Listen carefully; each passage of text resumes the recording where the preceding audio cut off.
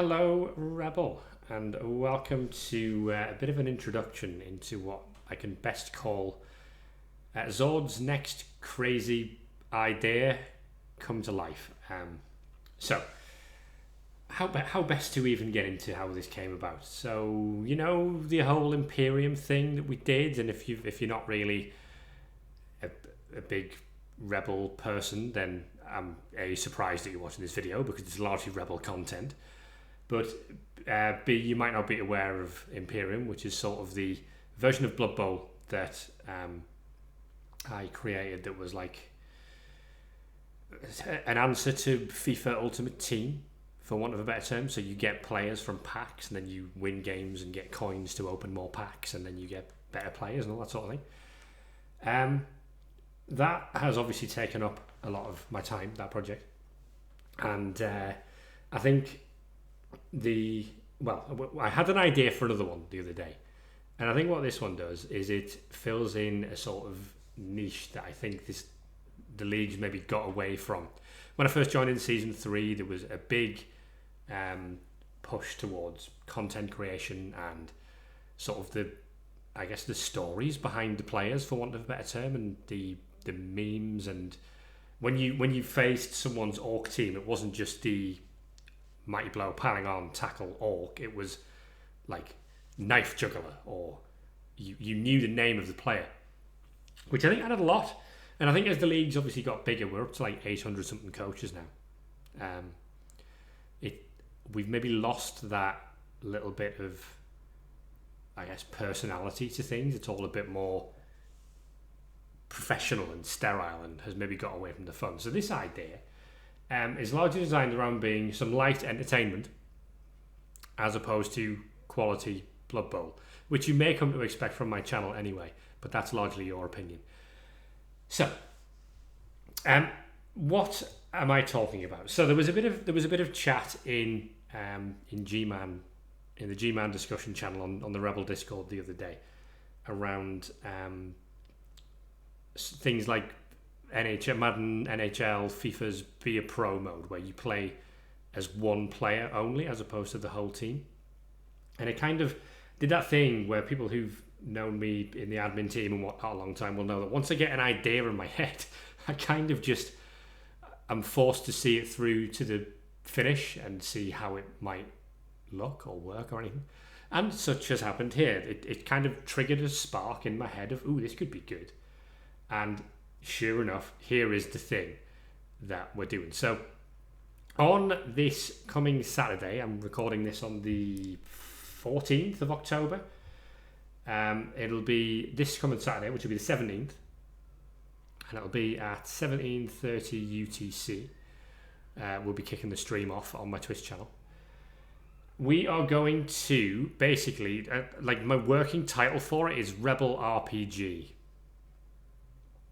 Now, Blood Bowl based RPGs have been done before. I'm not claiming that this is like my idea, but I feel like, I don't know, I think like this way of doing it could work, or could entirely not work, but be very entertaining regardless. And the major theme, or the major idea that I'm sort of working around is this one. So, we've all, if you're watching this, I assume you've played Blood Bowl. This is largely a Blood Bowl based channel. But if not, hello. Welcome to Nonsense. Now, the idea with Blood Bowl is that you have a team of players, and you order that, you are the coach, you order that team of players around, and obviously, barring failing dice rolls, which is when they don't do what you want them to do, generally speaking, those players behave how you want them to behave. So, if you spot that you can take the ball off the Khemri team, and all you need to do that is get one of your players to base a Tomb Guardian to cancel his assist, then you've got a nice shot on the ball. Then your player that you click to mark the Tomb Guardian will do it, no questions asked. So what came into my mind is, well, what if your player said, no, God, well, I ain't basing a Tomb Guardian. Have you seen the size of him? What happens then? That's where this is attempting to be a thing. So, what's all this then? As a towel. By the way, yes, this is another classic Zord PowerPoint. I do seem to love them at the moment. So, the idea of taking part in REBBL RPG is that instead of coaching a team, I'm going to have me hosting the thing, and then I'm going to have 8 guests. I can't really call them coaches because they're not coaches, but I can't really call them players because that would get confusing with the players they're playing. Therefore, I'm calling them guests, but they will just be coaches from REBBL, personalities from REBBL that I will be inviting to take part in this thing. And for the purposes of this weird PowerPoint thing, I'm calling them guests. So they will be responsible for controlling the actions of one Blood Bowl player only in a game of Blood Bowl 7. So whereas normally you would control or coach the whole team, each person who is playing the game only gets to control one player. And there will obviously, it's Blood Bowl 7s, there will be 7 of them on the field. But I have invited 8 people for reasons I'll get onto in a moment. So they will have to work together to secure victory against an opposing team controlled by the Blood Bowl Master. As I say, I wouldn't normally call myself that. I kind of think that I'm more of a Blood Bowl... Is entertainer the word? As opposed to like a great coach. But whatever reason you watch this, I have no idea, but I hope you enjoy it. So yes, this will be the only time that I will ever refer to myself by that term. So this is basically going to be Blood Bowl meets D&D a bit, or similar games to that. This has been done before. I know the Sage, for example, has run a Blood Bowl themed campaign. But this is very much like, it's a game of Blood Bowl where you only get to control one player as opposed to all of the team. Each of our guests will be role-playing their player. So before we start, they've all sent me a character that is going to be their player. So what that means, of course, is they may not always have the best interest of the team at heart. So if you have a blitzer, for example, who decides that, no, I actually think that I can get the ball here, and I don't think I want to make a screen, then the game could fall apart very quickly when the players are suddenly making decisions that benefit themselves as opposed to decisions that benefit the team. Is the general idea that we're working with here. And that's where I'm hoping the entertainment factor from this is going to come from. As opposed to using Blood Bowl 2, which would normally be the thing. I considered Blood Bowl 2 and then decided against it because I found a very nice mod on Tabletop Simulator for Blood Bowl 7s. It's a very, very pretty mod for Tabletop Simulator that gives you a nice Blood Bowl 7s field. You get tokens as opposed to models for the players, but it's all nice. You can rename them, you can colour them in the way you need to, so you can tell who's who. I can give coaches their own dice, so they can physically roll their own dice, virtually physically roll their own dice in Tabletop Simulator. And I think there's a bit more personability to it, if that's a word. If you are rolling your own dice as opposed to just Blood Bowl 2 saying, nah, you rolled a 1, mate, and there's nothing you can do about it, you know. And plus it saves all this downtime of me having to say, which square do you want to move to? Oh, that one. No, one to the right. Okay, and that could just get very messy. So we're going to use Tabletop Simulator. A, because it gives me Blood Bowl 7s, and B, because it looks very pretty and I like it. So props to whoever made that mod, who I can't remember off the top of my head, unfortunately. So, how is this going to work? I think what the point of this video is to get into a bit of detail of how this is all going to piece together and work and make any sense at all. Because with 8 people there's going to be a lot of moving parts to this, and as you can imagine, there's a high risk of this falling apart very, very quickly. Much like any D&D game, really. So, the guests, there'll be 3 possible roles that our guests can take on the team. Lineman, positional, or coach assistant. So, this will make all the sense in the world. If you've played Blood Bowl, you've got linemen, you've got positionals. So, if you're a lineman, you will play a lineman. If you are a positional, you will play one of the positionals on the team. The coach assistant is the sort of wild card because the coach assistant won't actually control a player. They will be trying to control the team. in the more traditional sense of a coach, making the, I think the player should do this. But the problem is that the players might not listen to them, and they'll be restricted as well. So to simulate on the pitch conditions, the linemen and positionals, when they're allowed to talk about the game, will be in separate voice channels. And only the coach assistant will be able to move between the two, trying to organise everything. So obviously, these guys are only going to take one turn each on a Blood Bowl turn. They're going to get to move their player, and then it'll be the next person's turn to move their player, much like you would. Players take their actions one at a time. So the guys playing need to work out, what order do we need to do this in? What can we achieve? What are we trying to achieve? Is everybody going to behave the way we want them to? And the coach assistant needs to feed the information from the linemen to the positionals about what the positionals think we should do, what the linemen are going to do, and it could get a mess, I think I would say. So the coach assistant, as I say, won't be directly responsible for a player on the pitch, but instead will be trying to herd cats, for want of a better term. At the beginning of each turn, all players will roll for initiative. This is classic D&D stuff. But the catch is that they must resolve the next play in that turn order. So normally in Blood Bowl, you can move the players in any order that you see fit. So you might take a decision that, at the end of this turn, I'll just dodge out all of my linemen because I might as well try to dodge out all of my linemen. If any of them fail, I won't re-roll it because then I won't turn over. The difference now is that if one of those linemen ends up at the top of the turn order, they're going to have to go first. And they might have to make a suboptimal play or just not make a play at all to keep the turn alive, because the turnover rule will still be in effect. That being said, if a lineman's turn is to just stand up, are they going to want to do that? Bearing all of that in mind, this may not be the most skillful game of Blood Bowl you've ever seen. So if you are after high skill play of traditional Blood Bowl, maybe this isn't the series, episode, whatever this is going to be for you. The idea of this is that it's going to be more based around the entertainment of things and just trying to put on a good show as much as anything.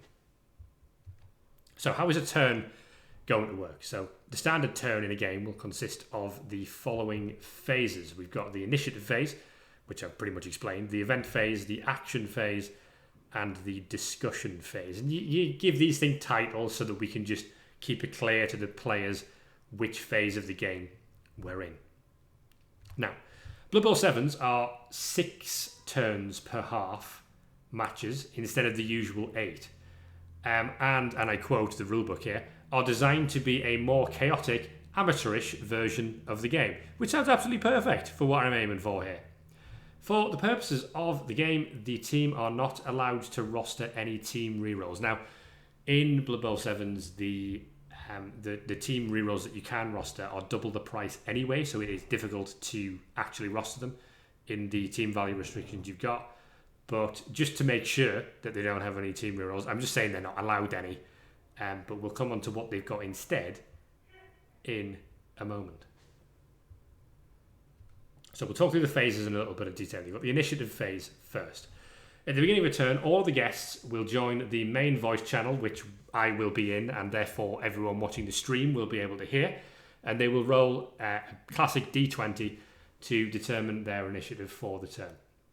At this point, they can't discuss strategies for the turn, and we'll know if they're discussing strategies for the turn because we'll be able to hear them. And the idea is that I've kind of hand-picked the people for this first episode who I know will sort of play the game in the right spirit, just so we can try this and make sure that it's going to work. Higher initiative is earlier in the turn order. Again, as you might expect. Now, the coach assistant has something that I'm calling Coach's Choice, because alliteration is fun. Once per turn, the coach assistant may take one of the following 3 actions after all of the players have rolled for initiative. So, this is where the coach assistant can step in, and he can either swap the positions of 2 players in the turn order. So if you've got a guy at the top who you really need to move someone else first before he does his thing, we have the option to swap some players to get him later in the turn order or something like that. Option 2 is you can move one player to the top of the turn order. So that's from any other position in the turn order to the top. You can't just move them up one player. So it has to be this player will go first. Option 3 is basically the opposite. You can move one player to the bottom of the turn order, meaning that that player will go last. And of course, the risk of that is if somebody was to cause a turnover before we get to that player, then it might not happen. But that one might be more useful for moving a player down the turn order who you don't want to have to do something and maybe get in the way of the people that you do want to do something on this turn. So I think that's straightforward enough to follow. But it might not be. Who knows? The event phase follows that. Now, this is only an occasional phase. It won't happen every time. But various events may happen during the match that affect the players, and we'll find out a bit more about their personalities, which I'm going to come on to in just a second. As I say, these won't happen every turn, and they'll kind of be reactive to the game state a lot of the time. So this will just be me, and this is, again, the beauty of using Tabletop Simulator is that I can make this a little bit more. Things might happen that I wouldn't have the possibility to do in a Blood Bowl 2 match because I'd be restricted by what you can do in the game client. When we don't have that game client, I've got a lot more creative freedom to add to the story of what's going on, which is the idea. So as I say, each of the guests have sent me a character for this, and during that character creation, each of our guests was asked to get laid. Did I spend more time than you would think reasonable trying to come up with the way to make that acronym work? Yeah, but also, it might get a mild laugh, and that's the important thing in life, isn't it? So, I'll explain what these mean in a second. They were given 8 points to spend in each of the 4 categories that we're about to go through, and each category can be set between 1 and 3 for a player. I just kept it nice and simple. So 1 means not very good at it, 2 means average at it, and 3 means good at it, or high in that particular personality trait. Again, I didn't want to complicate this by saying 1 to 20, because then you've got 4 and 6. How much is the difference between them? This is just a flat 3. 1 is bad, 2 is average, and 3 is good, which I think for my own sanity was important to just keep that simple. So, the L stands for luck. Instead of using team rerolls, each player on the team will have 1 lucky break reroll each. Lucky break rerolls can only be used once in the entire match, so I'll be keeping tabs of which players have used their lucky break reroll over the course of the game. Now, realistically, this means that the team technically has 7 rerolls across the course of a whole game, which is actually quite kind if you think about it. However, they are only usable if you pass a luck check. So the luckier the player is, the more likely it is that they can get themselves out of trouble by using the reroll. So what you've got to think of this is the equivalent of loner or pro, where you've got to pass a dice roll before you can even use the reroll. If the player fails the luck check, their lucky break reroll is still used up for the whole game. So this table gives the breakdown. If a player has a luck stat of 1, they need a 5+. They have to pass a 5+ roll. If a player has a luck stat of 2, they have to pass a 4+, which is pretty much standard loner or pro. And a luck stat of 3 means that they need a 3+. So the other option I considered for this was 6+, 4+, 2+, so that we had a real gap between the 3. I've opted with the more conservative 5, 4, 3 for the first attempt at this that we try. It might be that we change this up after the first one, if it seems like it's too easy with a 1 to get the 33% chance you need for the 5+ reroll. It might be that I need to push that to a 6, and then we go 4 and 2 for the other stats. But I've just got to go with something, and I've gone for the more conservative approach for the first one. So that's luck. The next one is awareness. So there's nothing more than this line. This stat determines a player's ability to see what is going on in the game around him, and will be useful for various in-match events that I might throw at the player. May provide opportunities to the team or help to prevent misfortune. So if you imagine this from the mindset of a player on a field, and you may well have played sports on a sports field before, It's an awareness of the game that's going on around you. So if you were playing football or soccer, for example, spotting the run of a player who might be going to break forward and receive a pass, a player with a higher awareness of what's going on would spot that and be aware that it was happening.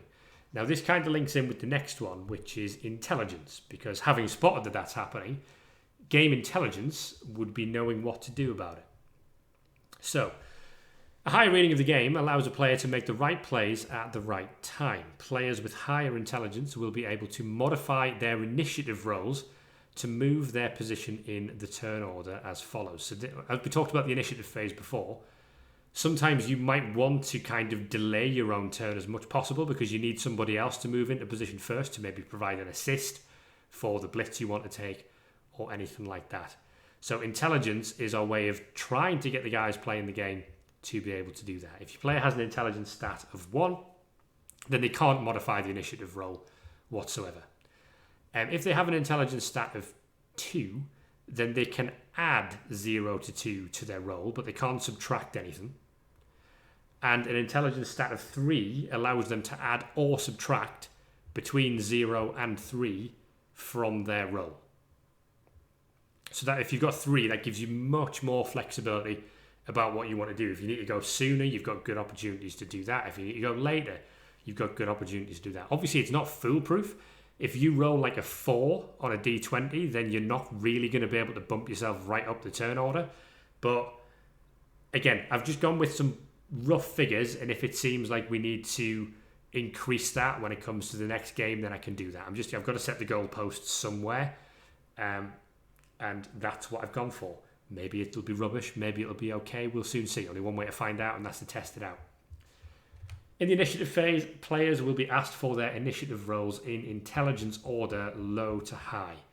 So that means that the stupidest players, and by that I mean the players on the field as opposed to our guests playing the game, or maybe I don't, who knows. They will be asked for their initiative rolls first. So that they set themselves in order, and then the more intelligent players can roll their dice, or they have rolled their dice, and can make a decision then, having seen what the other guys have rolled, as to whether they want to go after that guy, before that guy. It allows them to add or subtract as appropriate. I'm not asking them to do that before they've seen the other dice rolls, but they can do this in every initiative phase. Okay, the final one to make the acronym LAID is disposition, which was just a Google synonym for the word attitude. A player's disposition determines how they react to referees' decisions or the goading of the opposition. So higher values indicate an exemplary attitude and the spirit of fair play, by Blood Bowl standards, of course, whereas lower values are perhaps less inclined to play by the rules. So if you've got a low disposition, you might be more likely to be a dirty player, commit a foul, for example. But you may also be more likely to have an event thrown your way that sees you arguing with a referee or something of that nature. So once I've got these stats for the players, I can use them to kind of mould the way the game's going and add a little bit of spice to it, is the idea. Anyway. So that's the event phase and the personalities that go with it. Coming back to the next phase after the event phase. Remember, you've got initiative first and then event. That follows up with the action phase, otherwise known as the bit where they play Blood Bowl. So in turn order, each of our guests will resolve the actions of their player for the turn. Quite simple. The team will be able to use one blitz action and one foul action as normal. However, the guests will have complete free will over whether they're the one on the team that uses it. The coach assistant has no control at this stage, so they can only sit back and watch their best laid plan succeed or spectacularly fall to bits. So amongst the positionals channel, they might have decided that this player is going to do the blitz this turn, but if that player is going third and one of the lineman guys stands up and decides he wants to blitz, then all of a sudden that plan has gone by the wayside and everything falls to bits. So it'll be on how much the coaches want to work together. Whether one of them doesn't want to work with the others, we'll soon see. But that's what it'll be, an interesting experiment to try and find out. If any of them cause a turnover, all actions still to be made in the turn will be lost, as per the normal Blood Bowl turnover rule. The final phase is the discussion phase. So, after they complete their turn, wherever that may end, I will carry out the full turn of the opposition team. So during that time, the guests will retreat to their separate voice channels to discuss their plans for the next turn. So they'll be able to see what I'm doing and react to that on the fly. Remember that linemen and positionals will be kept separate, with the coach assistant able to switch between the two. Or, alternatively, maybe the coach assistant decides that they've given up on trying to make the linemen play well and they're just going to talk to the positionals about how they can win the game on their own. Once the opposition have completed their turn, the guests will be required to join the main voice channel again and can no longer discuss strategy because we would hear them. And again, I've just asked them all to make sure that they just play by the rules on that, and they will because I trust them. If the opposition turn over quickly, then they may not get much time to discuss. So if they're playing against a team that rolls a first action dub skull and doesn't have a reroll, then it might be that discussion phase is very, very short, which in theory is good because the other team turned over. But then there's probably panic in the ranks because they haven't worked out what they're going to do on their next turn. Once back in the main voice channel, we continue with the initiative phase again. Here's a quick hashed up diagram as to how the voice channels might work. So if you imagine you've got two Discord voice channels, one is full of linemen, you might have player A, B and C, and one is full of positionals.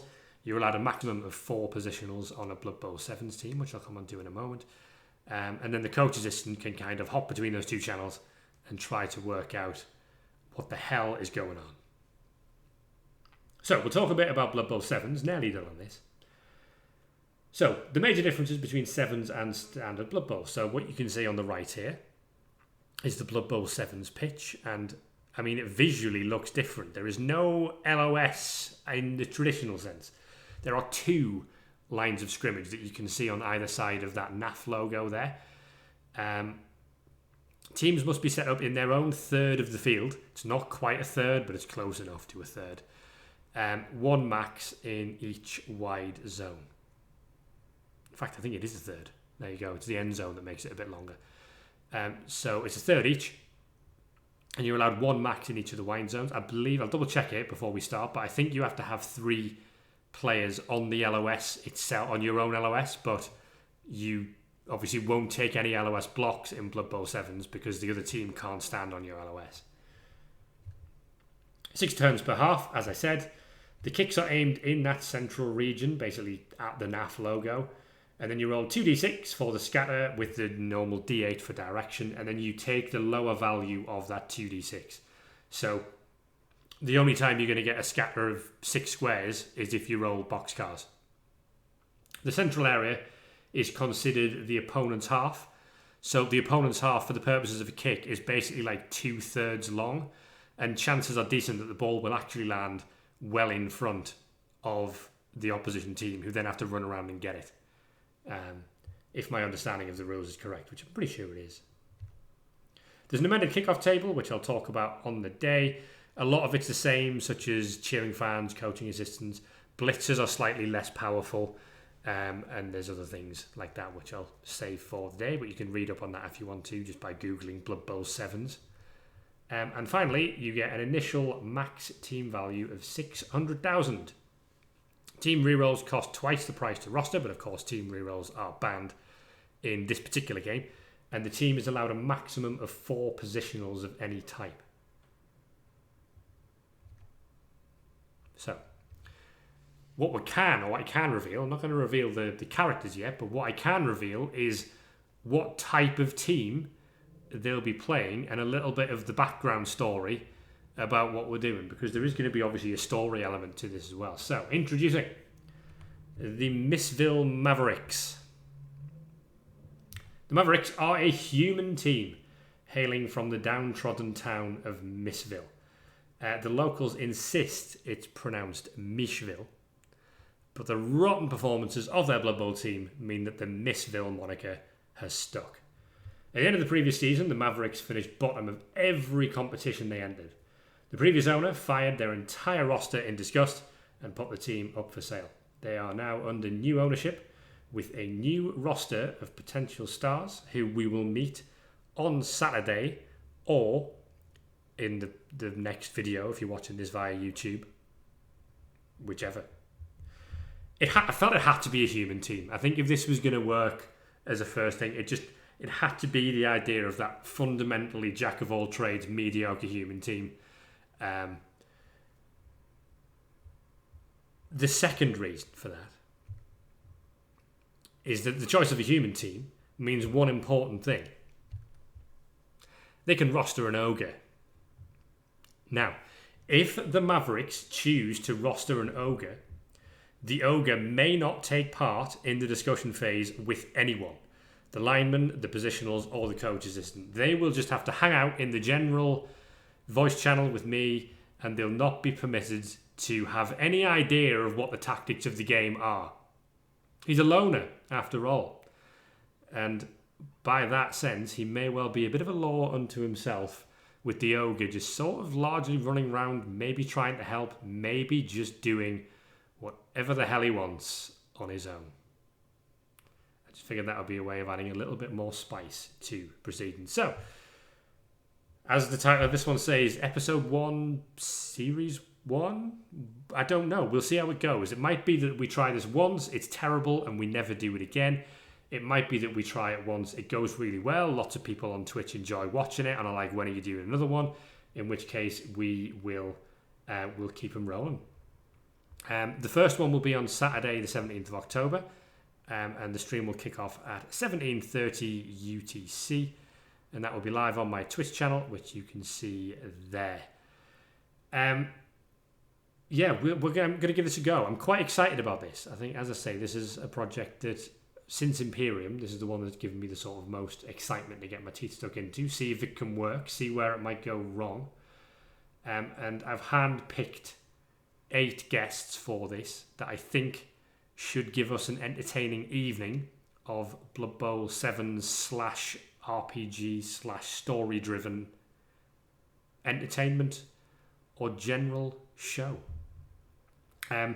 The general idea of the team is that I won't need the same 8 people every time, because that's going to be quite difficult to organise.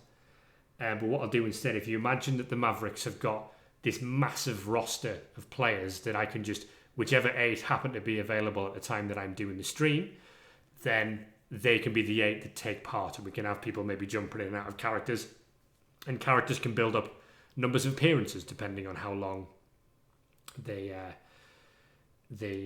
take part for before they inevitably die or suffer a strength bust or something horrible. So there we go. That will be what the current working title is, REBBL RPG. I hope you tune in on Saturday. I'm looking forward to it. I think it should be interesting, entertaining, or alternatively, I might just have a mental breakdown on stream trying to organise all of these people to do a thing. But there you go. That's sort of a risk I've taken on. So I will wrap this little intro up there. I'll go over this again before the stream on Saturday, sort of slightly more briefly, just as a catch-up. And then we'll meet the characters and the players just after that. But until then, have yourselves a good rest of your week, and I will catch you hopefully on Saturday.